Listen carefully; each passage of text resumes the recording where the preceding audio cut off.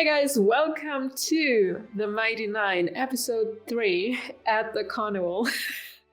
And this is our discussion part. If you want to see our reactions, it's also on the channel and link below. 3, 2, 1, click. No! Yay! Should we talk about the Gustav in the room? Gustav thing, like you said, it makes sense. It makes sense.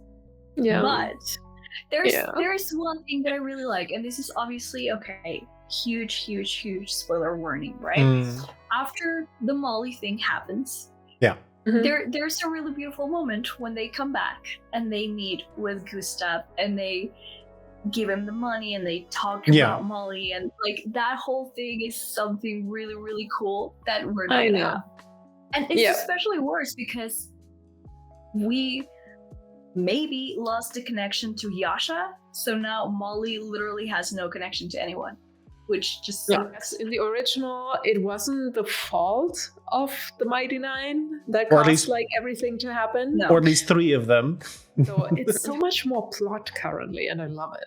I love how innocent like Ford is and sitting with Chester in the audience. Jester's pushing him forward to kind of take lead, and that's cool. Yeah, she's gassing him up hard. She's It's definitely very also the kind of girl that is getting him in trouble for no reason other than that she thinks that it might be interesting.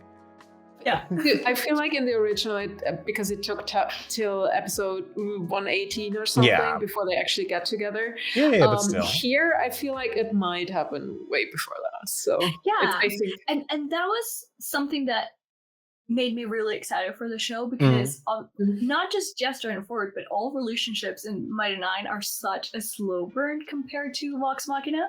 Yeah. Which I love a slow burn. So I absolutely think that we will start seeing more of the couples early on, and that's really cool. I also love like the dynamic they're setting up. Currently, we have Molly and Bo, obviously, but this is gonna shift. But they had like this banter already, this interaction, which was really cool. In a way, the Bo and Not dynamic. Yeah, That too. it's funny that while they're fighting, it's very much how Marisha just talks like "fuck, shit, what the fuck, stop, what?" Yeah. Instead of like more voice acted in a way you would be fighting otherwise. It's very much how Marisha just talks. Yeah, she also says like Bo is the closest to her. We can see that because we see Bo in every single one of her character scenes. It's like, oh, the Bo is showing. This is a totally different scene, but since they were doing the carnival stuff, I thought we would get the 3 natural ones from Ford at the carnival gates. We didn't. I hope we get to that at some point, sometime, because that's really epic. But I thought we might see something like that. They did establish that he's weak, though. Yeah. They did. Although the actual thing is that he missed the actual platform, so you could chuck it up to being unlucky at best. He's very unlucky in the campaign. Well, yes. Because to be fair, the strength thing is also an exaggeration from Not, which loves to give him shit. I love that they're bringing everything together, and we had a full structure there, which was obviously not there in the original, and it makes sense. And there's a lot happening. And is she called Amalia? Something like that? Such a big role currently. Aurelia or something like that. Also, we established officially in the show a connection between Caleb and the Wolfstrucker now. He just saw her in the reflection of the class of the Fireflies. Yeah, immediately froze and couldn't do anything. And you see how traumatizing this is because he's literally, I can't do this. This was our only option, which wasn't. Like that it totally ruined his move, his game. We do know that the stone can't make it back to the Cobalt Soul or wherever it should go, because they gonna know it's Trent, which is weird because I feel like they already know. But maybe not. That was my question. Whose name was it? Is it Trent then, or is it's it? Gonna be Trent. Okay. No, I think otherwise, why would they care? Like, yeah. Why would the full striker care if Essek is gonna And the other thing is also when they are actively following the traders within the Cobalt Soul, they would have seen them interact with him. He is clearly a bad guy. Everyone in the room from the first episode knew he's a bad guy, but he's a necessary evil. No way. A necessary evil to keep the empire, the kingdom. The Cerberus Assembly, I think they all know it's Trent is doing shady shit. He said, like, I'm not. I wasn't responsible for it, but I'm pretty sure they know. So. Ludinus does say at some point, right? Like, I just let him do his thing as long as he lets me do mine, and she's not too much of a problem for me. Yeah. So, yeah. Yes, it could be revealed that it's Essek, but I think in this case, why the full struckers are so after it is covering that Trent isn't being officially blown up. You know what I mean? Yeah. Because then they have to tell the king has to do something, the king has to admit they have the beacon, stuff like that, experimenting, blah, blah. There has to be a whole thing going. All things that he doesn't want to do. But I feel like it makes more sense if it's Trent. Just because the full struckers are so after it. Because there are so many Vox Machina references. Starting from like the prizes they can win, there was like a clog and trinket opposite the bear everywhere. Courage, the wine. I love it. I mean, it would have made sense to introduce like both families' wine, but in this moment, Courage just made sense. And it was just a hint to the other series, which is really cute. I really like that, in the campaign, we didn't have as many references to Vox Machina because they wanted to be separate. We have a chance to have so many more nods to it, and they make so much sense because they are famous, they are legends at this point 30 years later. So I love it. I hope they continue to do that. This is a spoiler, but Vox Machina are actual heroes because everyone knows about them, and the Mighty Nein are unsung heroes nobody will kind of know about. There are a couple of things they do, obviously people will know about because it's public, but there are things no one will ever know. Let's talk about like the referencing stuff. We have sayings which have been established, like Vox Machina was on a different continent, but it made it over, and it's called like Dandy as a de Rolo, for example. To be fair, that I think Molly said that, and Molly has traveled, so Molly picked it up somewhere. So, and then we have references to the Red Moon, like Under the Red Moon. I'm excited for that. I like that. I don't remember if this episode was the last one, but when Ford started to fight more like with Misty Step. Where he clearly embraces the fact that he has to. He looks cool. His big charisma with the guards, all of it, like that. Those things are starting to come through, and I like it. I think the Misty Step was the last one, but he used a lot this time. And I know we had the circus fight scene of Jester and Ford before, but it looked so much different when you're watching it in the show right now. So the magic is so cool. Yeah, the preparation for the spell is really nice. When Caleb threw that fireball, amazing. I'm looking up the spell components for Scorching Ray. I feel like just how he dealt with it and made this ball, it looked like Fireball to me. It did look like that. Fire was so small because he was interrupted. I think it wasn't a fireball. It's either a fireball or maybe a firebolt, like something smaller. I don't think it was a fire. I thought about the firebolt, but it's a cantrip, and you don't really need components for that. I mean, they are always changing little stuff like that. And the other thing is also they could probably also take part of the fact that he used to know and be able to do more, but because of his thinking. In the same way, I think we talked about it a while back with, I think it was with Hannah or with Sasha, where I was like, it makes sense to drop levels as you lose or something happens to you physically. And that you then have to regain those abilities. So he knows spells, he knows things, but he's just not able to perform them very well. Or at all to a degree where it lasts enough. Like with Frumpkin, where the spell components were just not good enough, for instance. He literally said, actually, this episode, like, I used to be able to do this, or I could do these things. But not anymore, I think, right? Yeah, that's why I'm thinking it is actually Fireball. Because he should be able to. It's literally what he says. He doesn't have the components and stuff like that. That's why he doesn't have access to the bigger magic. The only thing I do remember, and I looked up, so fireflies are used just for the light cantrip. So the firebug is something they added as a spell component too. I like that we basically jump time and we learn in between, and you realize they are like a step further. They have different interactions with each other. So Ford and Chester, but also like Caleb and Nott. And I love Nott. I never thought I would say that. I love Nott here. Yeah. It's like I didn't hate Nott before, but I wasn't like, it wasn't my favorite character, but Nott's so cool in this. They definitely did something that makes Nott a lot more rounded as a character. More likable for sure. I mean, I love her. She's one of my favorites in the campaign too. Yeah. But yeah, my fear, and not to get too much into Vox Machina, but my fear was that they would sort of do what they did with Scanlan, and specifically Sam, because I do blame him for this, because he's in charge.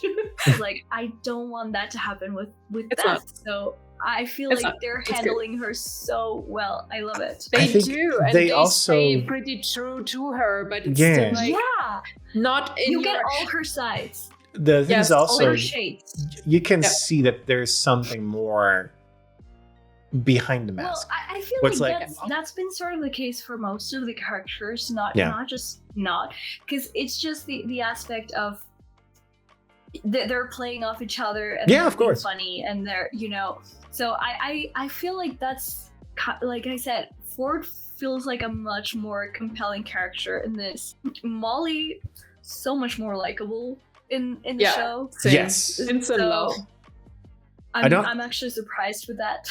Because he didn't really get that much screen playtime within the actual episode, right? Did. But not to the same degree where it's like he's clearly in the episode. Yeah, where he's clearly like he's a problem solver. He is like the mediator between the other carnies. Like in the campaign, a lot of it was retconned a little bit into like he was such a good person and he helped I never saw that in the campaign. I'm sorry. Like exactly, same. No. Like I can buy the whole leave the world better than you found it with this guy. I'm 100% with you, because I never felt like the good doing thing as much. More like I'm having sex with everyone, and if you don't see me, I'm probably having sex. I'm having fun. Yeah, having fun somewhere. And we do get that with the intro scene also, which reminds me of Julian. But that was just the intro, so we didn't really see that side. It was more like a softer. It's similar to what they did with Nott, like making it more. I don't know how to explain it. It's I think just like probably a more filling out some version, I guess. Yeah, adding some elements that were later more added through gameplay, like more like, oh, this is more like how they are as we have developed them from playing. Yeah, it's the same with like Molly doing all the stuff. It's the same like not having those feeling of protection for Caleb, which is mentioned in the show, but I feel like it's getting through here better. With that, I feel like it's just seeing how it started. That's what changed, because with Nott, you already start off having those feelings. It's been really cool to see how those developed and how they actually became who they are in the campaign. And look, I love Percy so much in the campaign, but I like him more in the show. And I feel like that same thing happened with Molly. Like they just made them more likable, friendlier, like more genuine as a character. They do. And I love the whole when he pulls the hunger card. And he that was a huge scene in this episode for me. I really liked it. Was. Yeah. And that would have never happened in the campaign. I'm sorry. Like that's a different Molly for me, and I love it. I love him here. No. Wait. No, there was a scene where he actually gave isn't there a scene where they're stealing stuff and he's not taking everything but giving something back? He does give money to people, and then he has a whole steal from happy people, not from happy people. But it wasn't like that. So. But it feels different. Like I said, it does feel more different. Genuine here. It does. And the other one, it felt more like just to mess with Nott or just to, I don't know. Yeah. It felt different. You can see and feel the vulnerability in Nott. Yes. Yes. That's what I love about Nott. Yeah. you get all the shades of Nott, all her side. And knowing it. that Nott is actually a mother helps. Yeah. I mean, you know, not just a freaking goblin, but even if you don't know that in this moment in time, you see that softer side of Nott. So I feel like maybe Sam does have a soft spot for her because of that, because of the fact that she's a mom and she has her family. Yeah. So if anyone has any questions on who my favorite cast member is, just look at my username. I just want to say something, and I'm Sam in this moment. I'm allowed to say rar now. So. No. It has been in the series. I'm allowed to say rar. What you said earlier, it's switching. Bo and Nott, the stuff like the fighting each other or running after things, catching it. There are scenes where they're running up trees just for the hell of it. Shoot her in the ass with my gun. Exactly. So it is setting up already, and I love it. You know how Marisha, people were like weird about her in the first campaign and a little bit in the second campaign, but here she's actually getting that element of like also being like, I wouldn't say like the comedian, but she's getting hilarious or awesome moments, and I love that for her because she's actually really cool. She's getting really cool insults. Oh yeah, that too. And the thing in the bear costume, love it. It's so good. That's so funny. It is hilarious. What I'm seeing right now, the sending stone, or how's it called? The message stone, I guess? Yeah. Ball, I don't know. It's in the toad. So Bo has a reason to follow the toad, which is the first connection. And the others, like Molly, might want to rescue the girl. Ford and Chester are in for the ride, I guess. Jester just being Jester, I guess. Yeah. But Ford, we have to help. You know what? We have to help Ford. I do wonder if we're gonna introduce the aspect of the father searching soon, because that's important. Yeah. And I do love the whole aspect of Ford being in charge of like protecting Jester or wanting to. Well, protect he feels the obligation to, because she looks like a frail girly girl, which she clearly very much isn't. Also, can we talk about Femme Ford in the mirrors and stuff? Really great. I started on that earlier. So we know that Molly obviously probably wants to get the girl back. Chester, just being Chester, wants to help. Bo wants the stone back. Why would Caleb and Nott help? Nott also wants the stone at this point, I think. Because it's clearly something special. It's shiny and it's hers now, so she wants it. If we're going similar to the campaign, then they all just have an interest in this to be free and to be like let go of, right? But Caleb and Nott could just disappear, but they don't. Technically, yeah.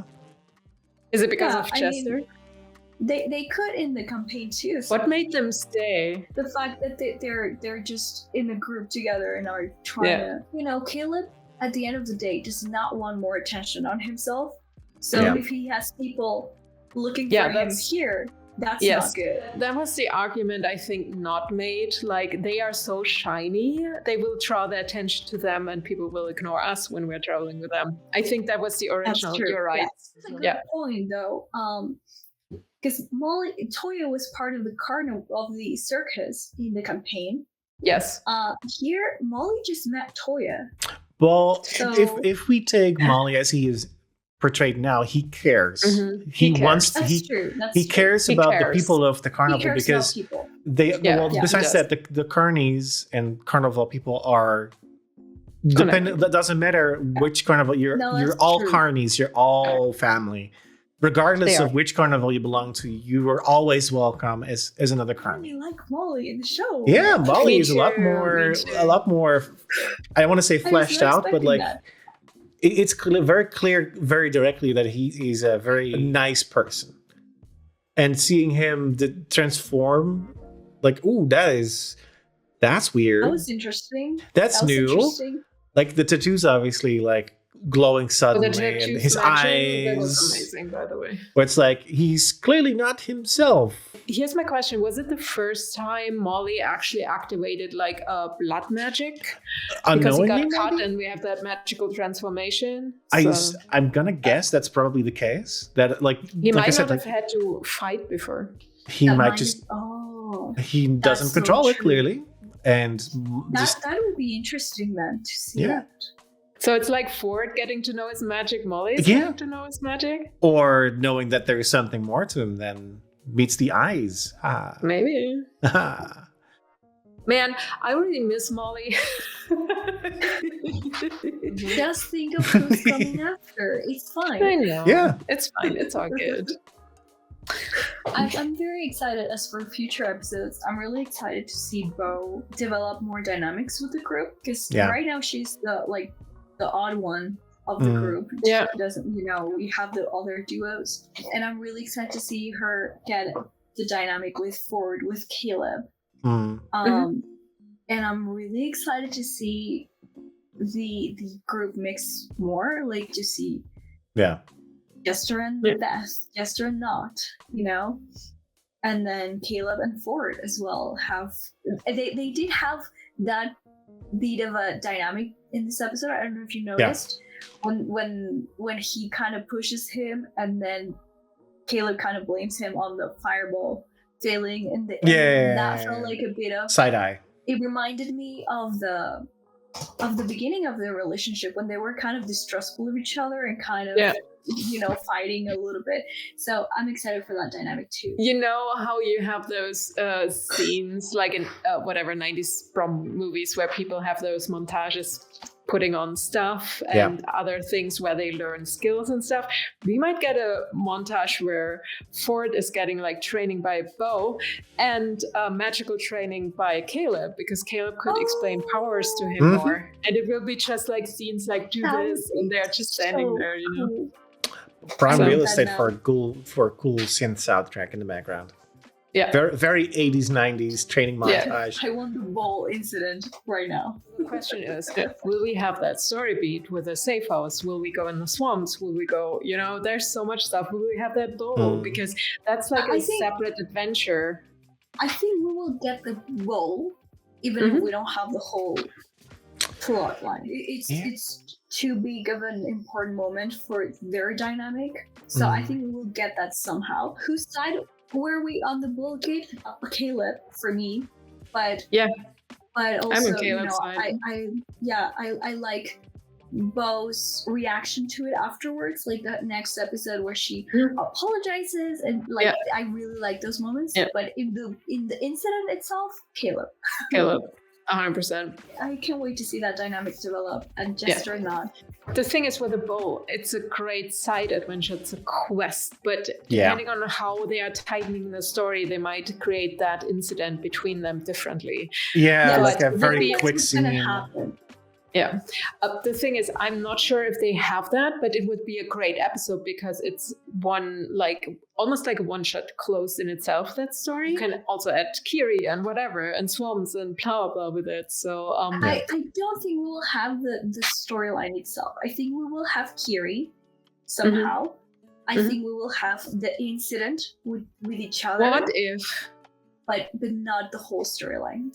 Who is looking after Atuya normally? Is it Gustav or someone else from the circus? I assume Gustav, but I don't know. But Gustav is dead, so my question is, wrapping up like, hey, we have Kiri still in there, and if most of her family is killed in the circus, we could have two girls who are going to a different place. You know what I mean? Because someone needs to look after them, so we still have Kiri in there. But that would speed up story because we are not in Hopperduke. I hope they at least see Hopperduke a little bit, important things happen there. I hope we have the dance, the Astrid moment thing, so I hope we get Bo being mad about being rocked. We probably won't, but that would be cool. Oh no, or Caleb not getting into things because he's too dirty. Oh, that's in Zadash. Yeah. Exactly. That's the pillow drop section. Yes. Yeah. That and the first proper Frumpkin. Okay. Frumpkin. We need to have Frumpkin back. That's true. Soon.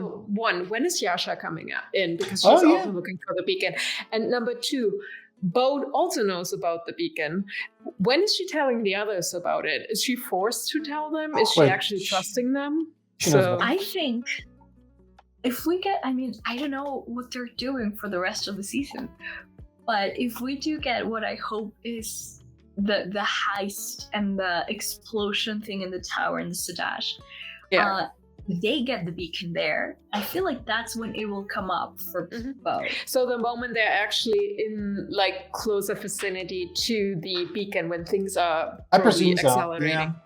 From an animation, from a storytelling perspective, it makes a lot more sense to do. So for season 2, what do we expect? How far do we get? I still think it's gonna end where with Molly. I'm pretty sure hope so. That's with the amount of skips and jumps in time. Yeah, but that's a perfect ending for the season now. So here's the thing: the sending stone or message stone. I think Caleb could actually open that if he channels his normal wizard, and he would recognize it because he has used that stuff before. I presume it's not an unknown technology. The question is, this would lead to the theory that Trent could be the one with Molly, right? That they will find out it's Trent, and then I'm not saying the Trent theory is happening, but because they're tightening stuff, it would be so delicious if it was Trent. But I could see it go either way, and I would like it either way, I think, for different reasons. So I'm fine with either. But I kind of hope that we get the moment. I kind of hope that they meet Trent somehow, even if the moment where Caleb sees and doesn't approach or anything. I hope we get that moment. I hope. I mean, this could happen literally in that. Wait. The Cobalt Soul is in Sadash, right? Yes. Okay. Yes. So yes, and the Academy and stuff is in Rex Syndrome, but. So I rewatched the episode. So Trent was actually talking to the other full strucker that she should prepare a sigil to Rex Syndrome, which I assumed was something like a teleportation. So they are actually in Sadash. So what if we're combining the tavern stuff? The Mighty Nein are actually in the tavern in Sadash, and the scene with Trent sitting at a different table with Ludinus and whatever is happening, and Caleb recognizes him and hides. They also do have, the Academy just have a branch in Sadash. That's where the whole heist happens. Yeah, and they're also very clearly just hopping between places the entire time with teleportation. So hey, listen, I will just say they still haven't had any introductions. Nope. So I feel like we can still get part of the tavern meetup. Yeah. Because they have to stay somewhere. They have to sit down, talk, introduce each other, and Jester, the whole introduction. I feel like we can still get that. I feel like from this point, because they are gonna hunt the tarot, they are going directly into that before going to a tavern. But we might still get that tavern scene. I don't know, because we can get. I feel like the most immediate thing is gonna be the whole jail scene, right? And they're all separated. Sorry, they don't really know each other. They don't talk. And then after they're being that, arrested now. Yeah, I feel like after they get arrested, they can go to a tavern and actually get introduced to each other. It could be that the warden, I can't remember her name, but basically says, hey, if you can prove you're under house arrest, you can leave. But also if you can prove... true. They will be in the tavern, are not allowed to leave the city like in the original. So the question is more like, why aren't they in jail? Is Molly or whatever being charismatic enough for them to leave, or or taking the blame, or we don't know. Yeah, because in the original, Gustav kind of took the blame off them. Blame exactly, and Gustav and let them go. But anyway, next time we will see the jail scene. I'm so excited. Yeah, I guess that's what's coming in episode 4. The jail scene. We probably have the Toad being resolved. The tavern. Yes. And then after that, I think they might be off to Sadash. Do you think we'll get the bandits? I don't know. That would be cool to see, maybe in the next couple of episodes. Thinking long term, will we have like 5 seasons like Vox Machina? Will we have more? Because depending on that, they really need to wrap up like the seasons. And I'm not sure what they're cutting out to advance the story. So yeah. And people will now be able to introduce other people to the Mighty Nein, and they don't have to watch the long. I'm finally got 3 of my friends to accept to watch the show. That's amazing. They don't have to watch hundreds of hours. I love We'll see how it goes. Not to compare, but for people who don't know anything about the campaigns or anything, I do feel like so far the story or the plot that they're introducing us to in Mighty Nein is more interesting and bigger, and like it's cool. It is solid. Asis oh my goodness, poor Asis. There's only one last thought about Bo. It depends how quickly Caleb figures out the whole first trucker thing, if he shares it. So if Bo and Caleb have that moment with a false trucker and him not being on their side, but on the other side, Bo might trust him. So there might be something coming to light already. That's sort of what happens in the campaign, right? Because they both realize they're on the same side and they're against the academy and everything. So I feel like they're setting that up perfectly. I really do. Caleb right now is still on that search for more components, more knowledge, more you know, getting his magic back. So Bo has perfect access for that. I feel like that could still happen where he requests access for the library and she's like, okay, give me something back. So, and for the chat, I don't think they're just becoming best friends. There will be the clash we're hoping, and it will happen just because of Bo and Caleb. But it's not. I feel like in the campaign it happens too, where it's both things. Like they have like that dynamic where it's they distrust each other and they butt heads all the time.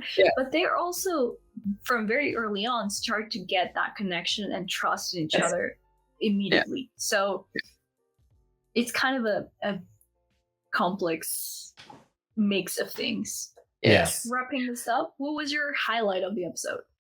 Oh my god. I think falling in love with Molly for once. I was thinking the same thing. I don't know. It's so much. I just love the freaking magic and the interaction and how everything is coming together and the little notches and things. It's just like everything. I love the Easter eggs. I can't. I'm a jester girly. I agree on Molly.